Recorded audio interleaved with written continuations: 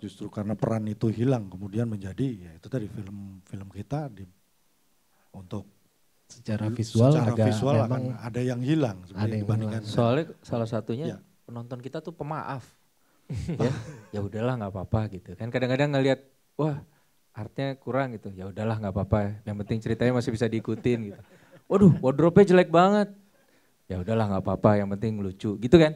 Jadi kadang-kadang tuh di nomor kesekian kan si production design, padahal kalau kita lihat film-film luar gitu, sebudget sekecil apapun, film seenteng apapun, itu mereka pakai loh konsep itu gitu, bahwa secara warna, style, komposisi itu ditujukan frame by frame untuk menentukan mood si scene itu dan adegan itu gitu. Yang kita secara subliminal sebenarnya ngerasainnya, tapi menolong gitu. Dan itu di nomor pengaruh juga bagi seorang aktor, sangat banget. Ada salah satu case studies sebuah film yang saya sering sampaikan ke workshop saya, bahwa setelah skrip aktor itu kalau nggak dibantu oleh komposisi dari sinematografi dalam pengambilan shot, art director memilih misalnya bangku yang saya dudukin karena frame saya akan beda misalnya, itu nggak akan mencapai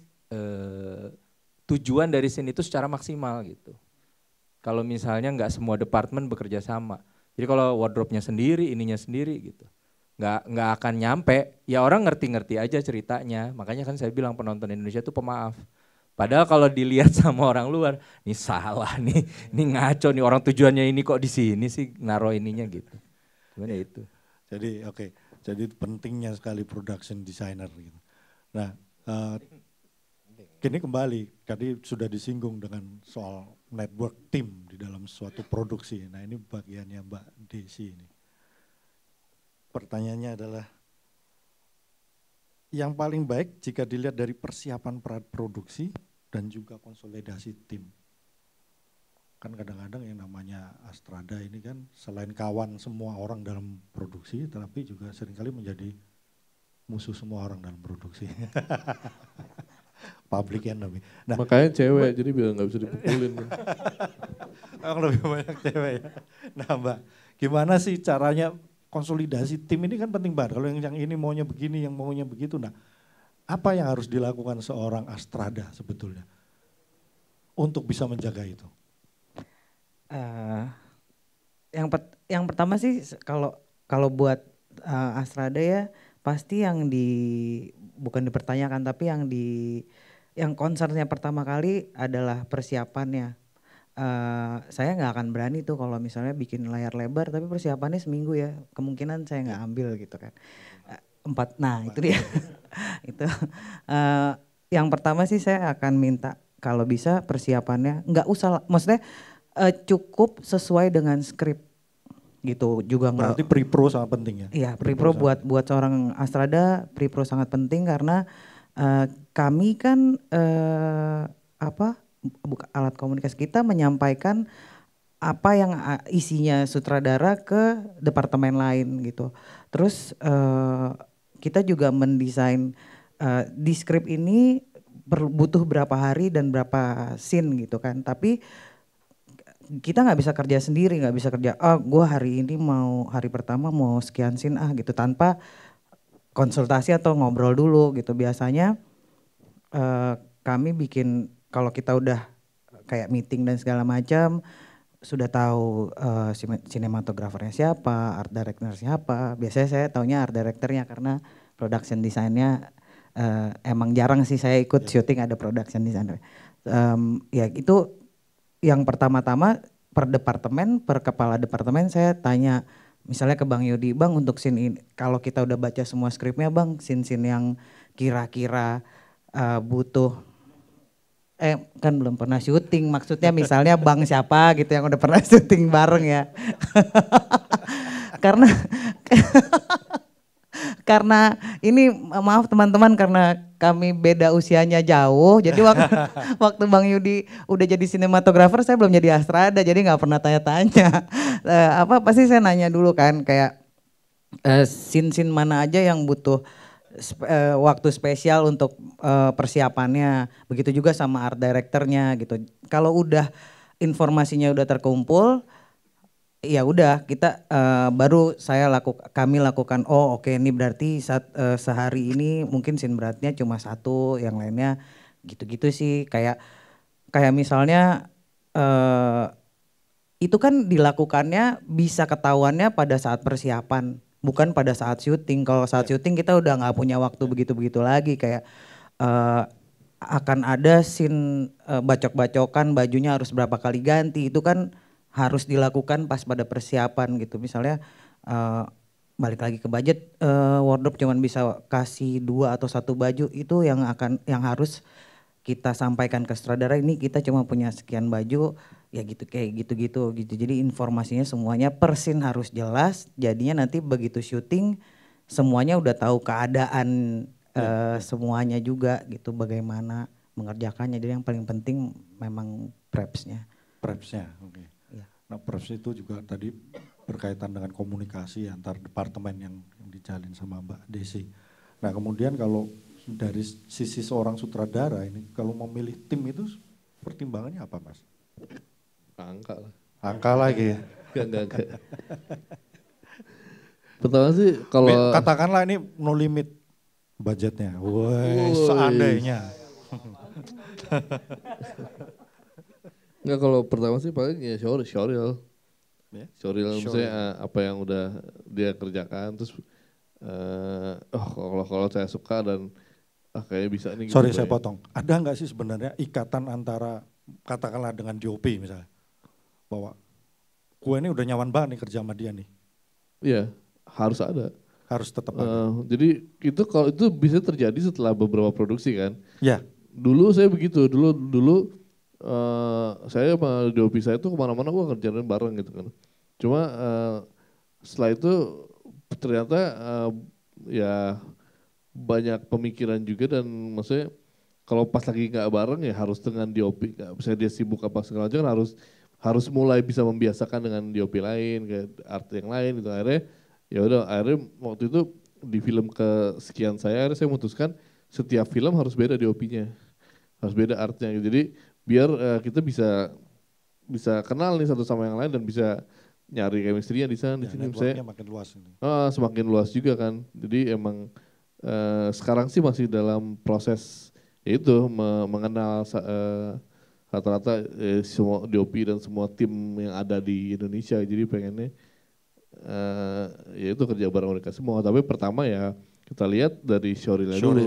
Cocok nggak dengan apa gaya yang mau saya taruh di film ini gitu kan. Misalnya dia udah bikin film horor nih, terus saya lagi mencari bikin film horor yang seperti ini gitu, cocok apa enggak? Kalau misalnya enggak ya mungkin cari yang lain yang cocok kayak gitu sih. Kalau cocoknya di angka. Kalau Mas Yudi mah, saya tuh nggak dibayar. Sutradara nggak dibayar, angkanya ke DOP semua.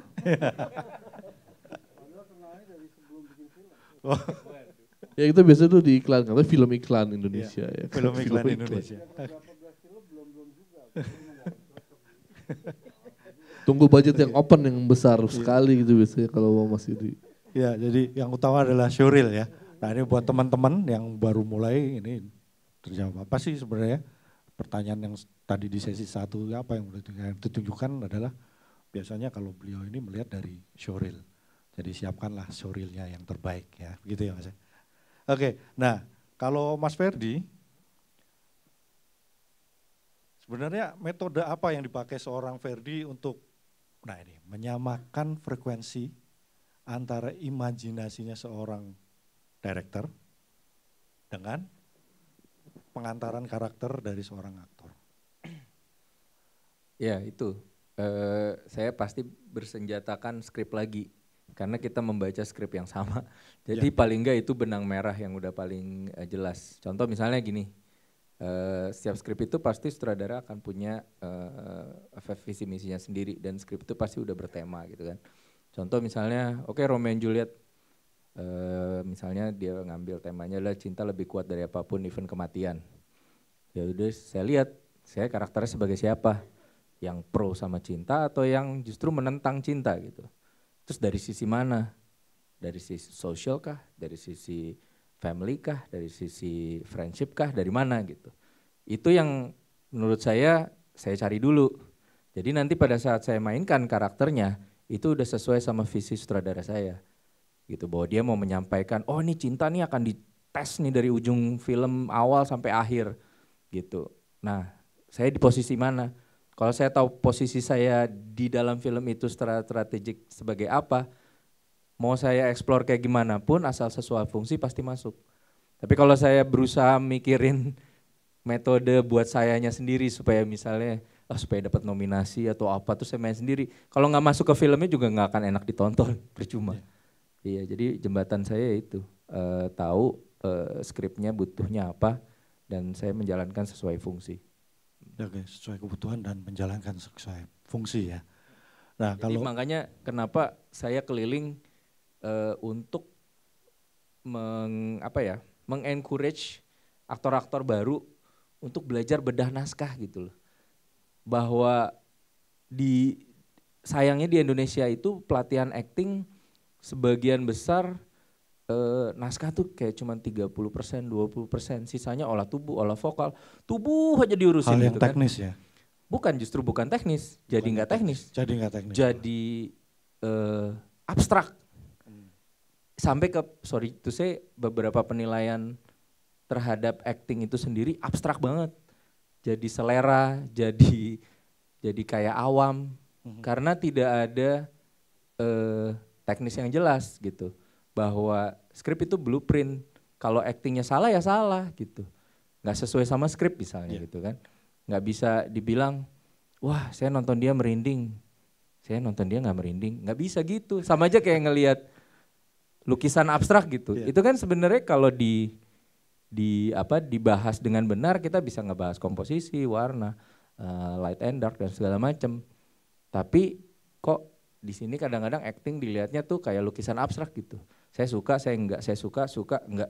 Jadi begitu. Padahal kalau mau film kita maju, kalau mau kita bisa ikut standar internasional, aktor kita harus belajar bedah skrip. Sehingga tahu scene itu butuhnya apa gitu. Kalau enggak akhirnya jadi tebak-tebak buah manggis terus. Dan kadang-kadang dikasih penghargaan lagi. Ini aktingnya salah loh, kok dapat nominasi ya? Kadang-kadang saya bingung gitu. Padahal aktingnya salah, satu film salah gitu. Nah yang kayak gitu makanya. Temannya siapa dulu gitu? Hah? Temannya siapa? Aduh. Kubu mana dulu nih? Partai, sorry. Birokratis. Iya jadi ya itulah yang saya dan Rumah Aktor lagi gerakan yang lumayan ini. Kita kehilangan regenerasi satu, kita nggak punya pemain-pemain karakter yang penerus nih, kita kayak aduh munculnya kok kayak cuman satu, dua gitu, apalagi leading actress ya susah banget ya. Penerus leading actress yang kayak zaman Christine Hakim tuh kayak susah banget, nggak ada satupun gitu. Langka banget gitu, jadi ya itu kayaknya harus balik lagi deh. Ujung-ujungnya kalian nggak bisa cuman masuk industri film gampang, main tok terkenal, follower banyak, selebgram, ayo jadi bintang film gitu. Maksudnya harus balik lagi yuk, kita benahin diri lagi yuk gitu. Kalau enggak nanti kita nggak punya pemain yang bagus terus tiba-tiba international production masuk, malu sendiri kita, keteteran itu sih.